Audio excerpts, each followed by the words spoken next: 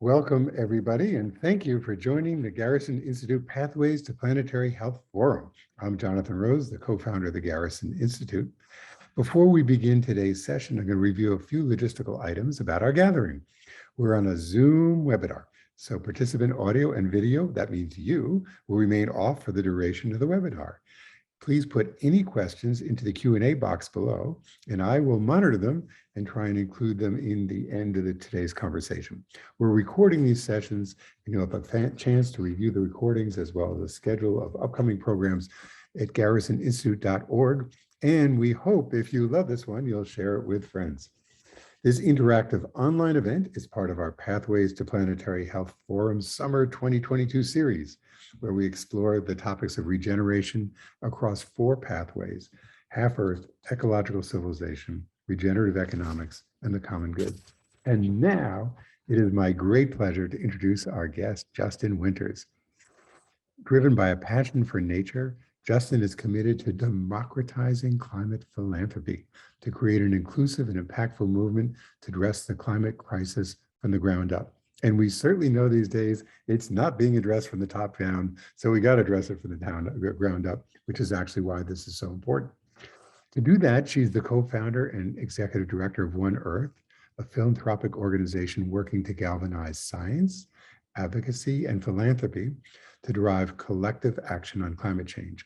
Through One Earth, she's focused on creating a vision for the world that is possible by 2050, one in which humanity and nature can coexist and thrive. This vision is based on 3 pillars of action, which we're going to talk more about: 100% renewable energy, protection and restoration of at least 50% of the world's lands and oceans, and a transition to regenerative, carbon-negative agriculture.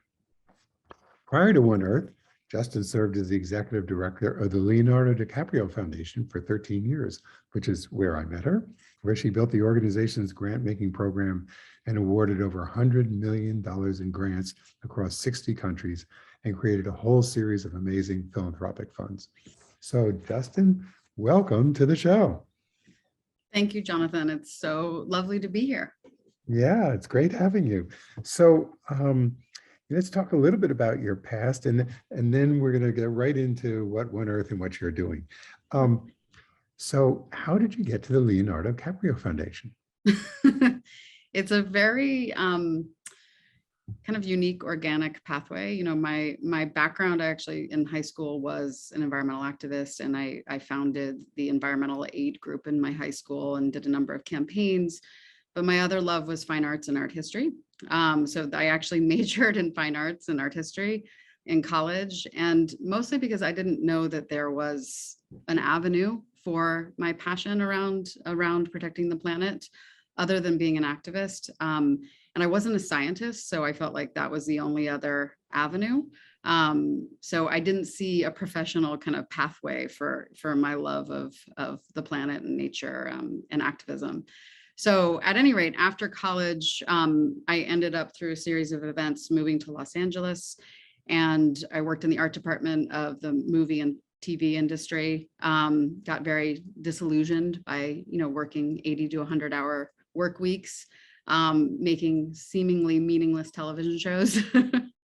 And it turned out that my neighbor next door worked at the kind of family-run version of Leo's foundation, and they were in the midst of producing his first documentary, 11th Hour.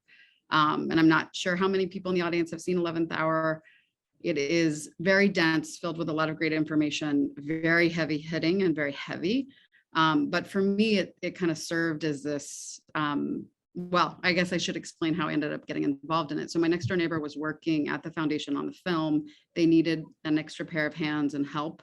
And I thought, well, this is interesting. I could get involved in a film that's really working on environmental issues. So I threw my hat in the ring. They hired me. I did associate producer type work for them, and then I created the action campaign for the film.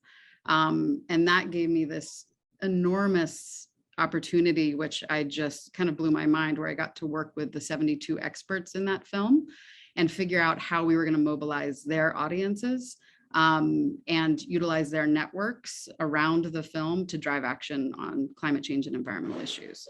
So that was the kind of first piece of work that I did with the foundation, but I didn't know Leo yet. It was still a family-run foundation. After the hubbub of that film, and that film for me was a really powerful moment for me personally. When I finally saw the full thing start to finish on a big screen, I sat in tears in my seat, and I knew with total utter clarity that this was the only thing I was interested in working on. So it was an intense moment, but also a really clarifying moment where I found my purpose. And that was actually a relief. Once if you're lucky enough to find what your purpose is, it can be really illuminating, clarifying, and help you make decisions about your life. So I felt relieved to have found it. Then after the film, things quieted down. His mom retired, and his mom had been running the family foundation. And I was the last person at the foundation and left to my own devices, and started realizing that there was something really profound that we could do with his brand if he really wanted to activate his audience. So I put together a drawing, actually, of how he could mobilize his brand through social media, because this was back in 2007, really at the beginning of the growth of social media.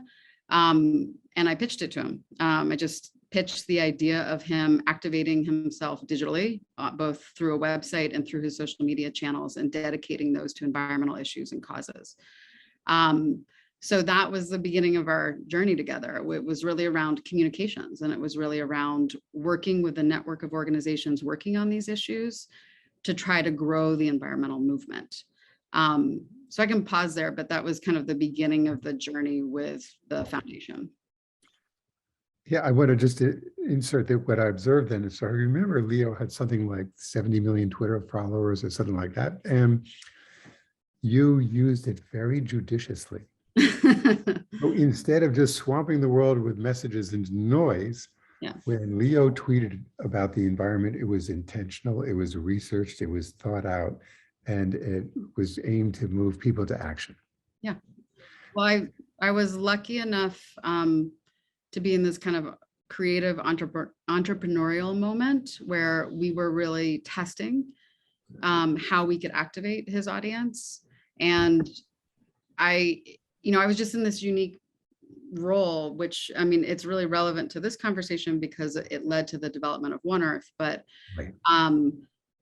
When you get to sit in this kind of global position and you work with hundreds of organizations around the world, and you see the messages that they're throwing out into the universe, you start to see what's missing. And so a lot of what we were trying to do was grow the environmental movement by, like you said, really picking the messages that needed to be uplifted, and simplifying things down. And then ultimately, we also began to realize that almost all of the messages were pure doom and gloom, and how disabling and unmotivating pure doom and gloom narratives are. So that was a big part of the experience too.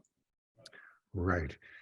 And then you began to conceive of this idea. You always had this interest in communication and art and media, but also in science. Yeah. So you began to think about how you put them together. So tell us about the birth of One Earth. Yeah. So, after the communications beginnings of what we were doing, we also started to grow the foundation, and really thinking about strategic grant making, and mapping your grant making to be in alignment with your communications so that you're telling a whole story. And in that process, as we, originally we had been really focused on conservation. And then it became clear that we also needed to be talking about climate change. We couldn't talk about, protecting and conserving the planet without addressing the most urgent threat facing us, which was climate change. And so in my mind, the question was, well, I need a strategy. I need a strategy for, I need to know, is it possible to solve the climate crisis? And if it is possible to solve the climate crisis, what is the role of nature in doing that? And remember, this is back in, between the years of 2012 and 2014. And the nature piece of this was not nearly as elevated as it is now. And the conversation was purely around energy and the transition that was required around energy. There was and policy change. There really wasn't a recognition of the powerful, innately important role of nature in solving this. So we set off on this journey to start to answer these questions. And I felt really honored and lucky to be in a position where we could call any academic institute or scientist and they would answer the phone and start getting involved in dialogue with us. And I need to mention too, my co-founder, Carl Burkhart, who built One Earth with me. We were really on a journey asking questions and working collaboratively and collectively with networks of scientists around the world to get the answer. And so what we ended up finding out was, and this was mostly over 2015, 2016, was that the climate model and the core baseline science that we were looking for didn't exist yet. And by that, I mean, the climate models that had been done were relying on false solutions that we knew weren't viable and also could undermine natural climate solutions. So things like direct air capture, BECCS, problematic solutions that undermine the current solutions that we have at hand. So we ended up, and I remember the moment sitting with Carl across the table, and we looked at each other and we were like, are we going to support and help spearhead and fund a climate model? Is that really what we're here to do? But we decided it was important. It hadn't been done. And why not? Why not give the scientists the space to get the clarity of the types of answers that we were looking for? So that gave birth to the first climate model. It's called the One Earth Climate Model. It's driven by Aerospace and DLR and University of Technology, Sydney. It ended up being published in 2019 by Springer Nature. It is a 500-page book. It is incredibly dense and detailed. But the short answer that came out of that book is that we can, in fact, solve the climate crisis with existing solutions, that we can limit global temperature rise to 1.5 degrees C. We can do that with existing solutions that we have on hand. And I guess just to fast forward, really exciting, in just a matter of weeks, the second version of the One Earth Climate Model is coming out. Thankfully, it was funded by some significant foundations. So they saw the value of this initial climate model that we had supported and are carrying it through. So I can dive more into that. But yeah, that was the baseline science that started to give birth to the framework that empowers One Earth. That's great. And I want to underscore something, which is, so most climate models come from the IPCC. They come from big institutions, big global institutions that, and so number one, my hat's off to you for having the audacity to create another climate model. And to underscore that a few well-meaning people partnering with academic institutions and scientists and governments in some cases, or whatever, can have enormous impact. So I'm going to jump ahead and then we're going to come back to the story because of your idea of climate philanthropy. I think one of the things that your story really tells us is that that there are enormous opportunities for climate philanthropy, and that they really have and often have to do with sparking innovation. And they often may be with smaller organizations who are actually doing bigger things than the bigger organizations are doing. Mm-hmm. Yeah, amen to that. I didn't realize this when I started, but I think it was actually very beneficial that I didn't come from a background where I had gotten my MBA in nonprofit management or, came from a deep background in working in big institutions. It allowed me to come to it with no preconceived notion of what was right and wrong, and to just be really creative and innovative. And I must underscore collaborative, because none of the work that I've gotten done at Leo's Foundation or at One Earth, all of it is the result of deep, meaningful relationships and collaborations with experts across many different fields. And that has been the joy of my life, to do that kind of work. And I was really surprised at how, in the process of starting to get to know different scientists that were working on issues, different organizations that were working on issues, they were always taken aback at having such candid, open dialogue with us. And I thought, wow, so much can be done when you just open the door and have genuine, thoughtful, strategic conversations about what's missing here, what hasn't been done. And so I agree with you. There needs to be an influx of creativity, innovation, and sometimes a lot of that can't happen unless there's some flexible dollars to work with. So that's a big part of it too. And maybe another point to make is that in our experience over the last 15 years, and having had the honor of working with so many different organizations, large, medium, small, et cetera, what I found the most rewarding and where I saw some of the biggest impact was working with small organizations, very grassroots-led efforts that were really passionate about the work that they were doing because they were fighting to protect their communities, their lands, their culture, their way of life. And that really sparked in me a commitment to powering change from the ground up. And then when you land on the facts and the numbers around philanthropy, less than 2% of all philanthropic capital goes to climate and environment. Many people on this call, I'm sure, know that. I will say it is a fact that I'm happy that so many people know now, because we started putting it into Leo's speeches way back in 2013 and hammering that point down.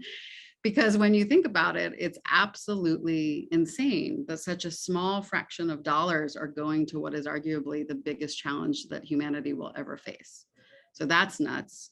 And then several years later, I found out that just a fraction of those limited 2% dollars of global giving actually go to efforts on the ground. So the pie that is going to addressing this massive challenge is tiny and needs to radically expand.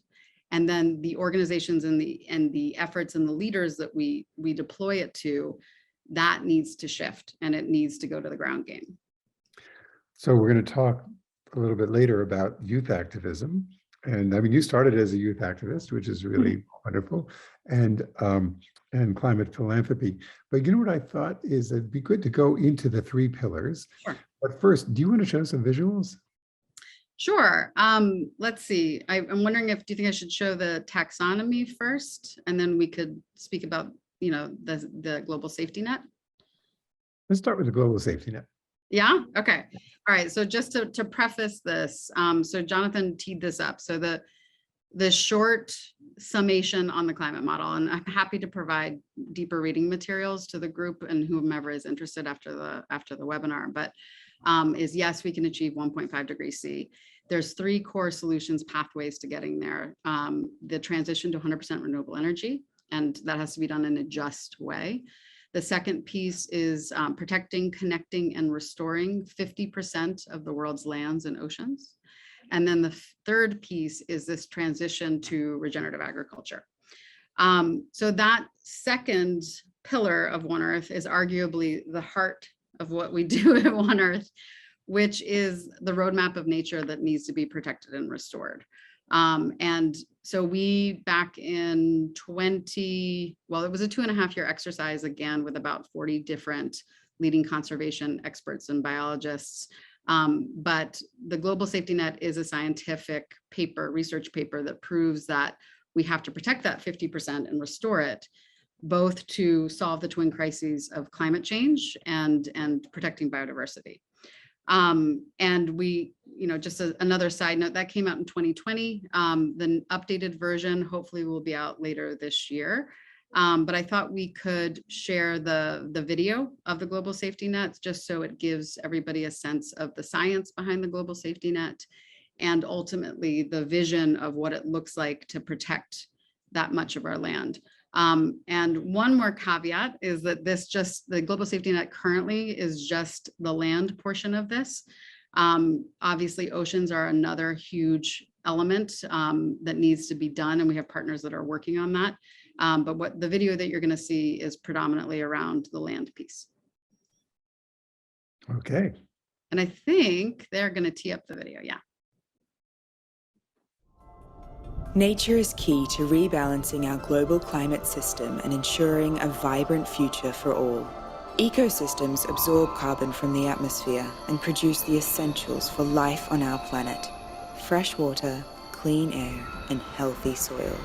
Intact natural lands also help to prevent viral outbreaks like COVID-19. Tragically, in the past 50 years, we've lost half of our natural land, destroying 2/3 of all living creatures on Earth. We must reverse the damage, and we can, by creating the global safety net, a network of land areas that are vital for nature and humanity. The global safety net is the first comprehensive estimate of the total land area requiring protection to solve the twin crises of biodiversity loss and climate change. There are 6 main layers that make up the global safety net. First are areas already protected by governments, totaling 15% of the planet's land. Second are species rarity sites. These are additional areas that need to be protected immediately before rare animals and plants are lost forever. Third are high biodiversity areas, groupings of plants and animals that are vital to maintaining our ecosystems. Fourth are large mammal landscapes, like the Pantanal wetlands of western Brazil, home to the world's largest jaguars. Fifth are areas with a large extent of intact wilderness, continuous forests, shrublands, and grasslands. Sixth are land areas that provide additional carbon absorption and storage, helping to stabilize our global climate system. The global safety net also incorporates an analysis of potential wildlife corridors, areas of degraded land that can be restored to connect ecosystems back together, allowing nature to be more resilient as the Earth warms.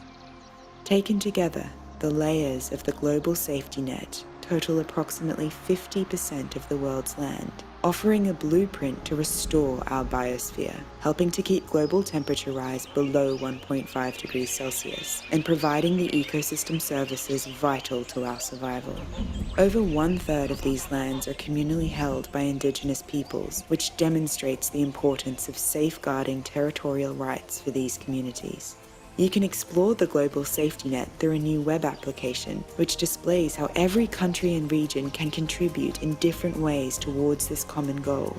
Visit gsnapp.org to learn more about your region and how it can contribute towards a world in which nature and humanity coexist and thrive together.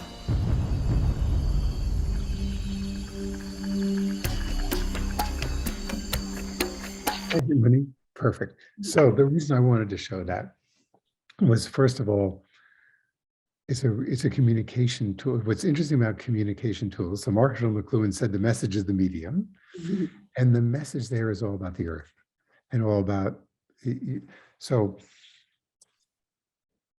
I can imagine many other ways of presenting that, but that asked you actually to become Earth consciousness as you watched it.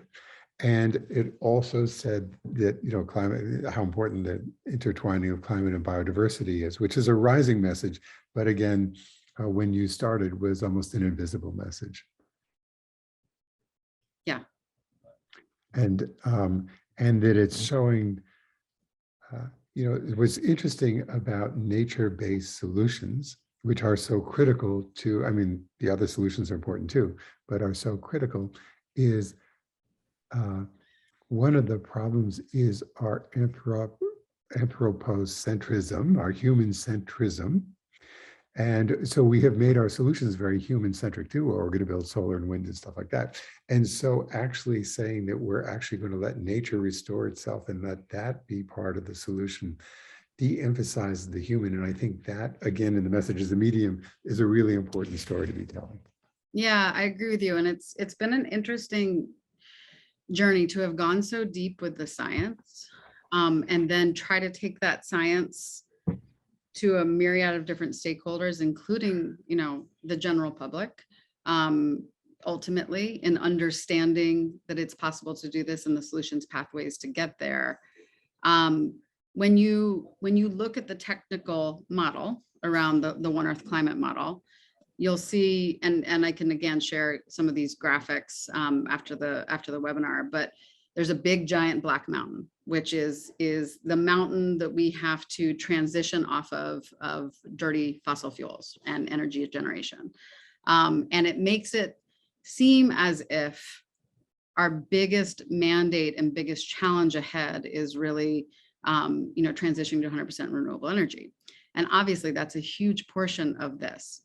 But I think what has often gotten lost and misunderstood is that the nature piece of this, protecting and restoring the earth, both to keep carbon in the ground, but also to support diversity of animals and human beings, frankly, and diversity of cultures of human beings around the world.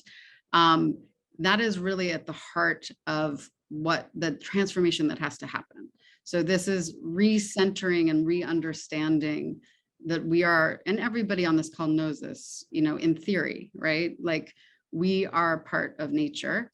We are not any better than or more important than, you know, the myriad of species that are on the planet with us, and that we're part of a system. And without protecting biodiversity and creatures and plants and insects, this incredible array of life around us, we don't have a shot at the future that any of us would want. Like, I would imagine that everybody on this call wants clean air, clean water, shelter, home over their head, and a sense of community and healthy friends and family.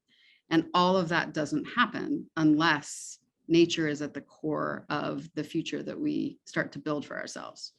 And so I think what's really at hand with the global safety net, and part of the reason that we did it, is that there were either metrics of understanding of conservation goals that we need to be achieving, but not a whole vision of what it would look like if we had a safety net of nature that was protected, intact, and restored.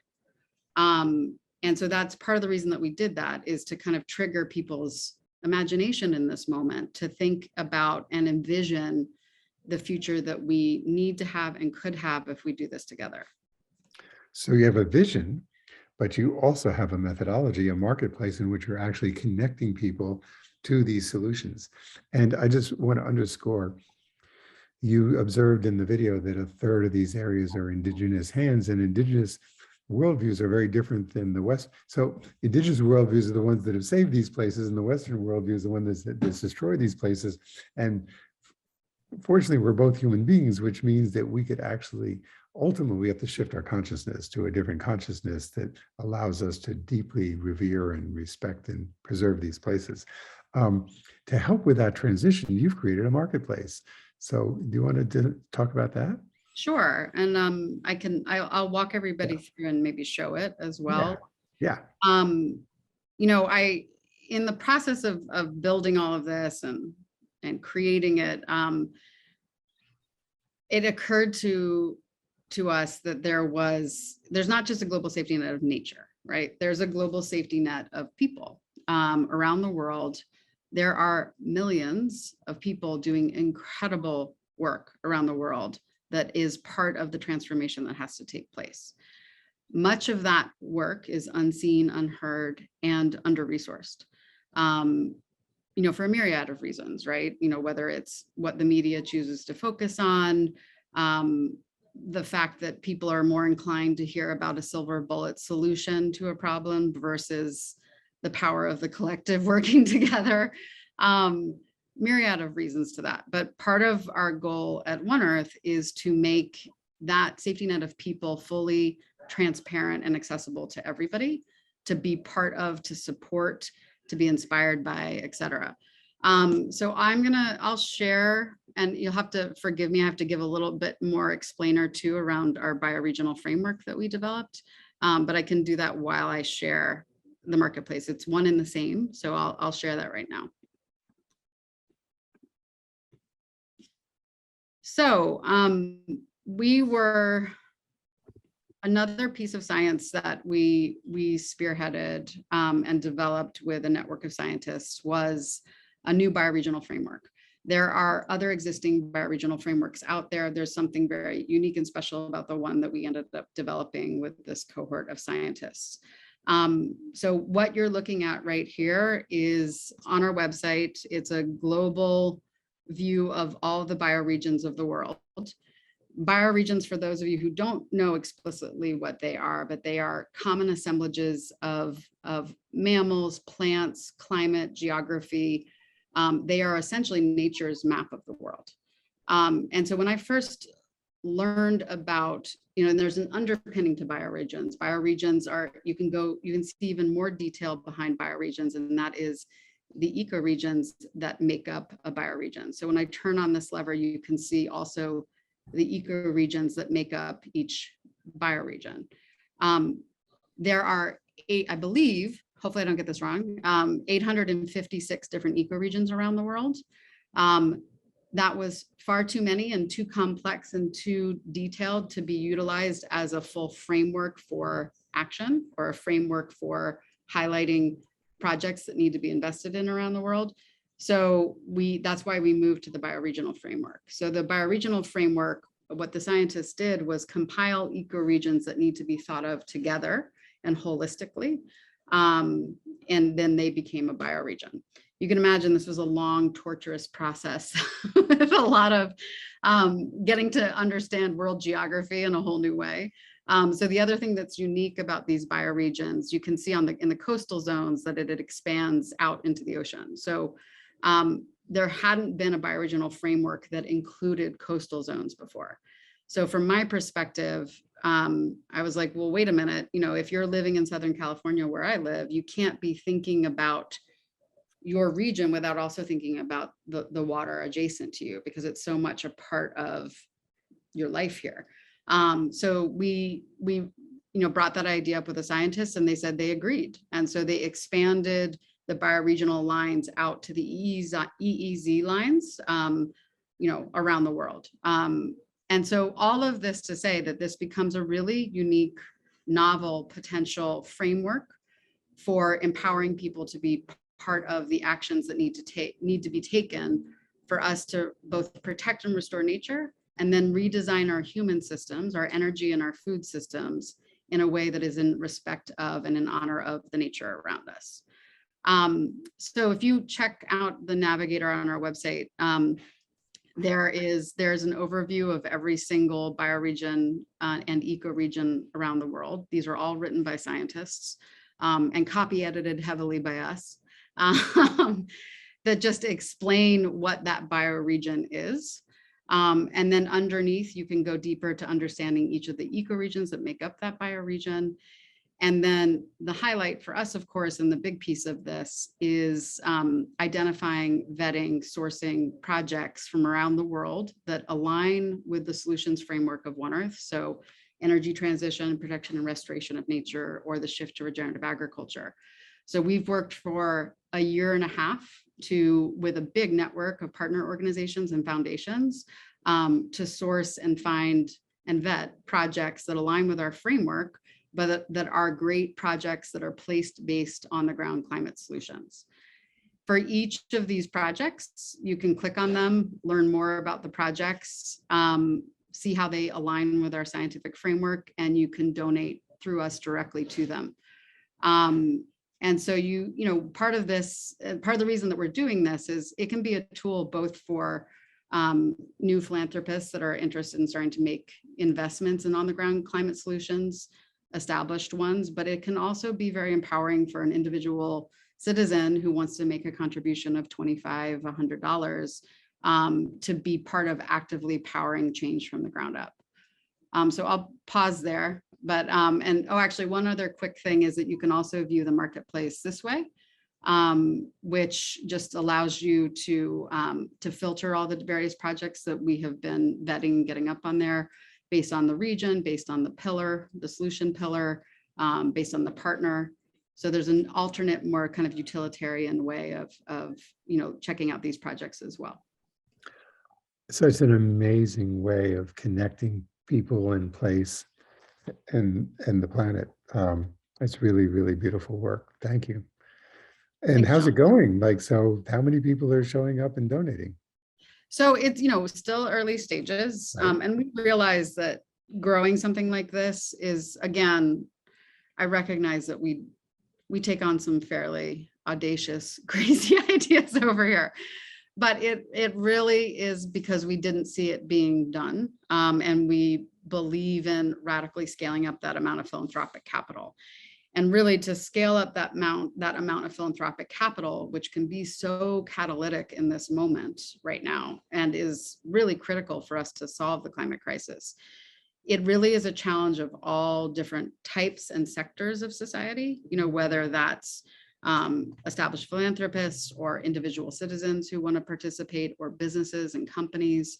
So it's early days for us. We did our first kind of public campaign with a regenerative shoe company over Earth Day, which was really exciting and a great way for us to showcase what on the ground climate solutions mean. And then we've also been working with individual, donors who have larger scale resources who want to source projects and support them. And then I guess another point is we also launched the Daughters for Earth campaign and Philanthropic Fund, which is about scaling resources for women-led projects around the world.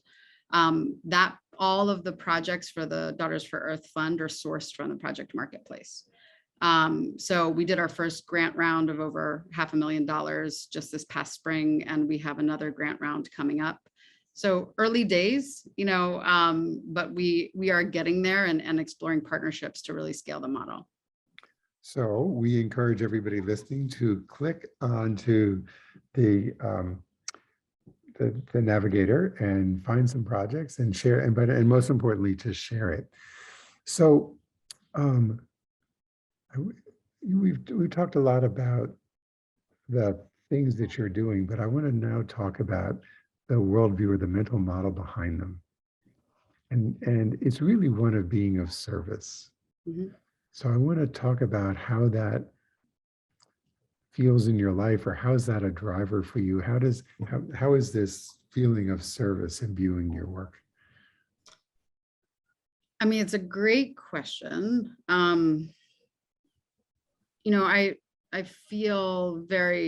I feel like I'm very honored and lucky for the opportunities that I've had to be part of the movement and be part of the change. And one of the things that I constantly do, whether it's me feeling overwhelmed with a workload or feeling nervous about a presentation like this, is that I'm just one person who's part of a collective that is trying to make the world a better place and to create a world where nature and humanity coexist and thrive. And so when I see that through the lens of showing up and being of service, I've found that it takes ego out of the equation. It kind of gut checks me and reminds me that I'm part of a collective. It's not all on me. The best I can do is work collectively with great people who also want to drive change, be thoughtful and strategic about what we build, and show up every day. It was a teacher that I had many years ago who brought up the idea of, who are you in service to? And for me, that was always really clear that it was nature. And it was that for me because my whole life since I was a little girl, I never wanted to go to church. I just wanted to go outside. I wanted to sit in the field. I wanted to hang out with horses, cats, dogs, any creatures, have a moment of peace and listen to the sounds of nature. And so nature had always been my refuge. And I always felt a very strong connection to it. And everything I do is in service to that beauty, the beauty of nature. And what I have found that has been interesting to me is that over time, I've also found that I love people just as much. People are really, really profoundly moving and inspiring and creative. And we can choose to focus on the ones that are not making our world a better place. But the truth is I think that there's far more of us who are really committed to transformative change, and that number is growing. And when you tap into that, it ignites a fire and a sense of service and that drives you and attracts other people that are on the same path, and then we grow together. And so I just think it's important to start directing one's energy that way, because that will build power, harmonious power. Right, harmonious power. I like that. I gotta write that down. What's so interesting is there is a big difference between harmonious power and oppositional power. They almost deserve to have different, like harmonious force. It's not even what's interesting is we think of force as, kind of linearly directional, but harmonious power is network. Mhm. It's pervasive. It's all pervasive. Yeah. And actually, it seems to me that the deepest spiritual things have that feeling of all pervasiveness in them. Yeah. It's kind of beyond self and Yes. all pervading. Yeah. I mean, I agree. And obviously I'm not a spiritual leader, but bringing that into the work and not being afraid to bring it into the work, I think is actually really important at this moment. Because really the only way through is through collective transformation. And that requires putting ego to the side and really recognizing that we are one, you know, that change is only going to happen as a collective together. Right. There's another thing too, which is this emerging understanding. It kind of started with the mother tree and what we overstory, this kind of understanding that biodiversity, the nature itself is hugely networked and hugely compassionate and generous in itself and the way it works, and that it is communicating all the time in different ways than we are, but through chemical communications and actually its own versions of neural networks. And so, and it really does function like one. Like we're the oddballs who have somehow self-isolated ourselves from the oneness of the world. The world's really functioning, and when it functions as one, it takes care of itself really well. It does, and it's really one of the things I've been thinking about recently is that I had this argument back in college when I was in art school with an art teacher who was a deconstructionist and didn't believe in beauty. And I was spending a lot of time doing drawings and paintings that were focused on patterns in nature, like both microscopic patterns and then larger scale patterns. And he really disliked me. And we had arguments all the time where he really like pinned me against a wall about what I stood for. And I said, well, I stand for beauty. And he's like, beauty is dead. What are you talking about? Like, that's so unrelevant. It's not relevant to the world. And I was like, my God, if beauty and wonder is dead, then, you know, what's worth fighting for? Beauty is not some one standardized version of beauty. Beauty is this incredible array of cultures and biodiversity and sounds and tastes. And why wouldn't we fight for that? You know, isn't that what we want to protect? And that was built by nature. Right. I just want to sit with that for a second, because there is a cynical, deconstructed, you know, what you experienced in art school that in some ways also underlies a mid-century view of economy and everything else. But we're moving out of that, which is really, really good. We're moving into this is actually really important. We are moving, you know, over 100 years ago, with Einstein's theory of relativity, he said everything's related. And I mean, he said energy, mass, and speed of light are related. And then with quantum mechanics, we really began to understand everything's related. And one of the great lessons of quantum mechanics is not that individual things are uncertain, but that everything is in a field, everything is deeply related. And so nothing is independent. Like the particle doesn't stand alone. The particle is part of a web of life, of this amazing entanglement. And so you know, we know the symmetry is like at the very core of the universe. I mean, there's all kinds of, I don't need to go into all the physics of this, but the bottom line is you were right and he was wrong. Well, there's something really, and I've been listening to a series of podcasts that have been shaping my thinking on this too, but at the end of the day, science and art are not that far apart. And I think, you know, we're coming out of many decades of kind of specialized thinking where if you want to be a really good doctor, you know, you have to choose very early on exactly what kind of doctor you're going to be, and you're only going to focus on this, and you don't necessarily aren't encouraged to think holistically.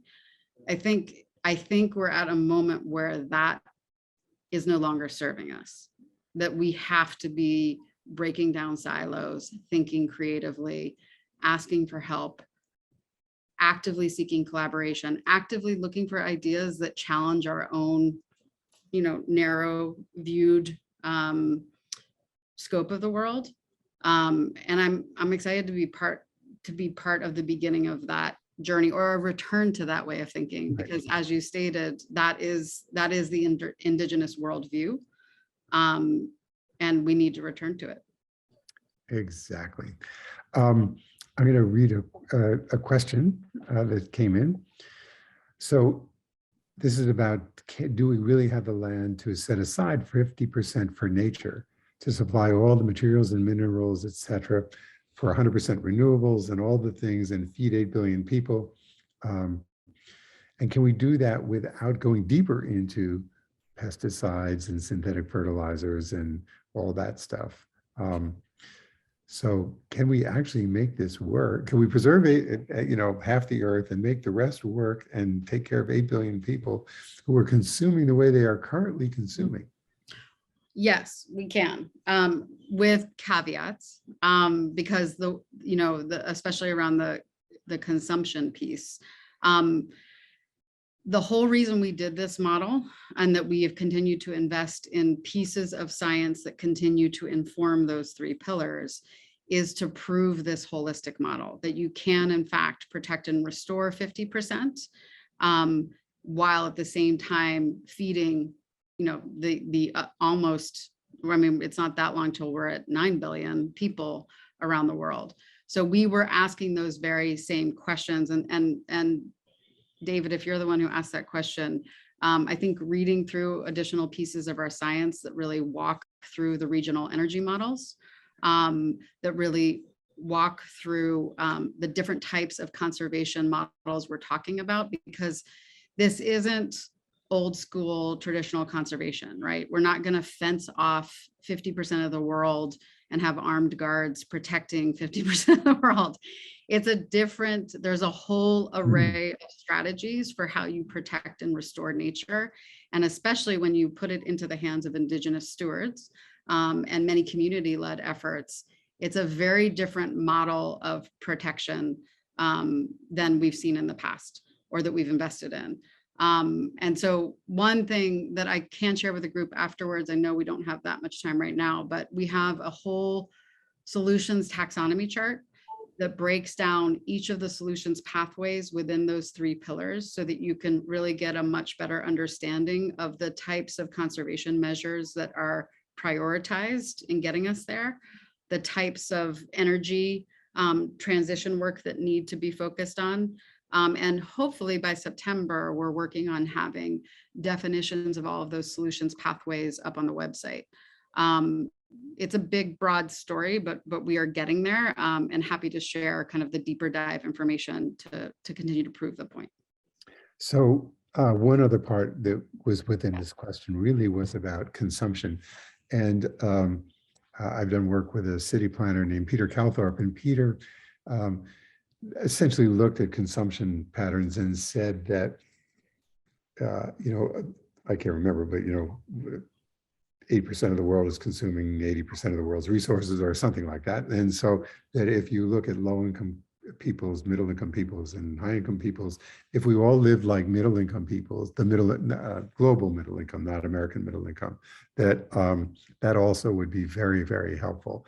So there were, you said earlier, if we all have good housing and food and health and love and family and community and all those things, that if we actually looked. So there's another part that goes with this service and this kind of sense of allness, which is this idea of equanimity, and which is also a sense of equality, and that if we actually set our goal is for everybody to live well, and for nobody to be either excessively poor and nobody, so when we imagine this 9 billion or 10 billion person world, there'll be no starvation, but there'll also be no excess. I do think that's part of it. I do think there's some sense of moderation that almost has a level of humility that comes with it, that would be helpful? Yes. I mean, I totally agree, but I think what I've been thinking about is that we need to think about it a little bit differently, that it's not about like, there's a lot of things about the world in which we live right now where with really intense consumer, practices and are within our daily lives that are exhausting. They don't serve us. they're not fulfilling. They're not. So in fact, a lot of the solutions pathways, like for example, that reside within the transition to regenerative agriculture are really around urban gardens, locally sourcing your food. And when you start to think about those pieces, then it's people refamiliarizing themselves and having a chance to know local growers, start to understand their food produce more. All of that is, those opportunities are redirecting people to have a direct connection with nature. Food is nature. It's grown from our soil. Growing a garden in your backyard forces you to put your hands in the dirt and to understand what it takes to grow a tomato. These are in fact practices that are deeply spiritually fulfilling. So it's, I guess I would hope that people would think about it less about, oh, we have to function with less, and think about how much more and how much more vibrant one's life could be if we start, shifting to alternative ways of living that are much more, sustainable for the planet and for people. And that there's a huge opportunity there for a much more joyful, fulfilled life. Yes. So it's about actually quality of life increase. Yeah. There's a question about animal agriculture. What do you think? Well, I mean, it's a huge piece of what has to be contended with, there's no doubt that we have to massively decrease the amount of meat that we are consuming. And if we do consume meat, it has to be sourced, so that it's not directly from deforested land in the Amazon. So again, I will, if I wish actually we did have more time, but the Solutions Taxonomy and the science behind this kind of lays out the metrics for what we need to achieve across each of those three pillars. And one of them is absolutely, we have to contend with a massive reduction in our meat consumption.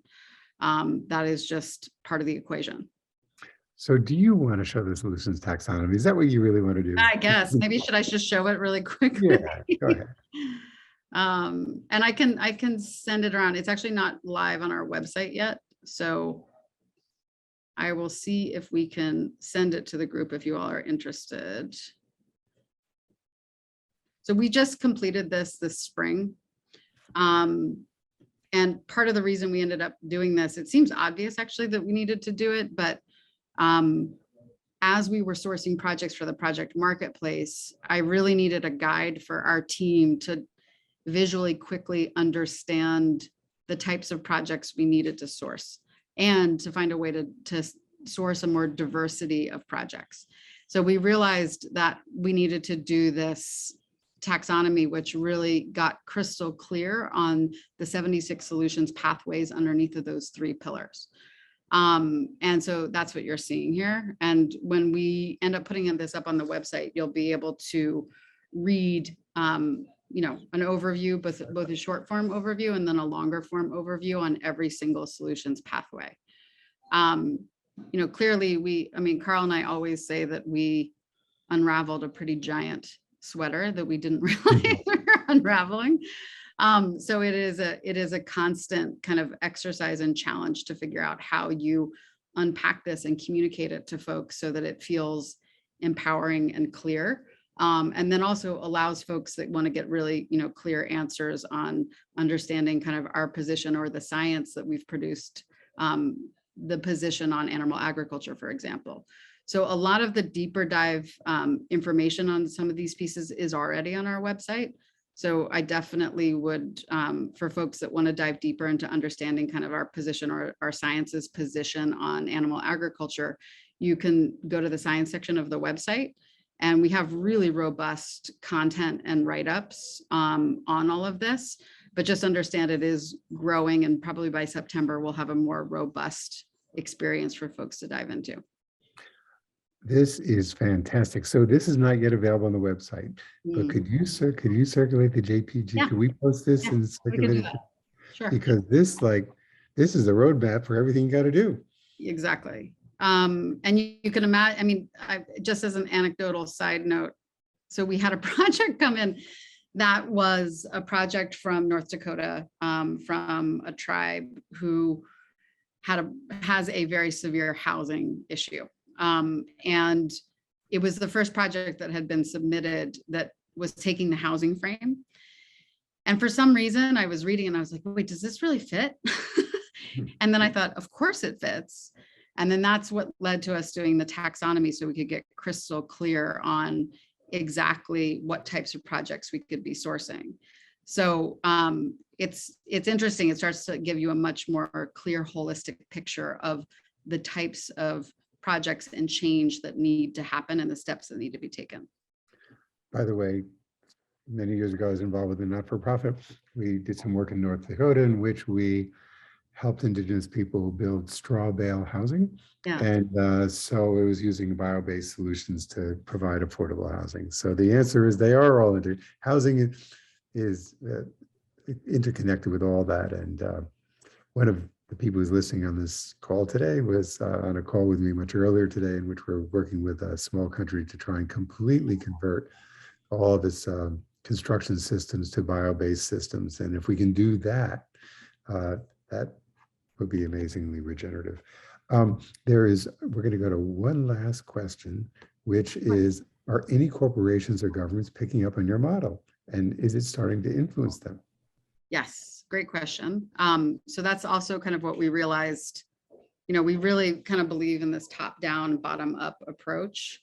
And I think, again, it came out of my experience running the Leonardo DiCaprio Foundation, because we had access to his audience and millions of people around the world. And then we also had access to driving influence with governments, you know, with the big institutions, et cetera. So clearly the climate model and the global safety net are really critical pieces of science that need to be taken up by policymakers, by business leaders, et cetera. And I'm excited to say that there has been enormous interest in both the climate model and the global safety net.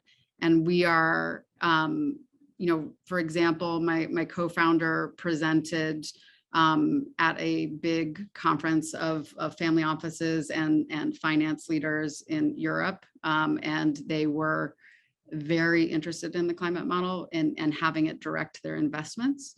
So that's just one example of the interest that has been piqued, which is really exciting, because when you really look at the sectors you need to influence, we need them all. So I'm happier and happier when, you know, we have a broader influence like that. Then with the global safety net in particular, we've been working with several close allies that are deeply work on conservation biodiversity targets, and the convention that works on that. And our science is, you know, being used with those allies that are pressuring governments and helping governments, you know, make more ambitious biodiversity targets. So again, that's part of the reason we built the Global Safety Net app, was so that we would have an open, transparent way to understand the science that then could empower organizations that are working to drive policy change. Yes. All right. That's my short form answer to that question. So thank you so much. We encourage everybody watching this to check out all these links, to go to One Earth, because there's such rich information for there. And what I love about it is that it's all positive, that it all tells us that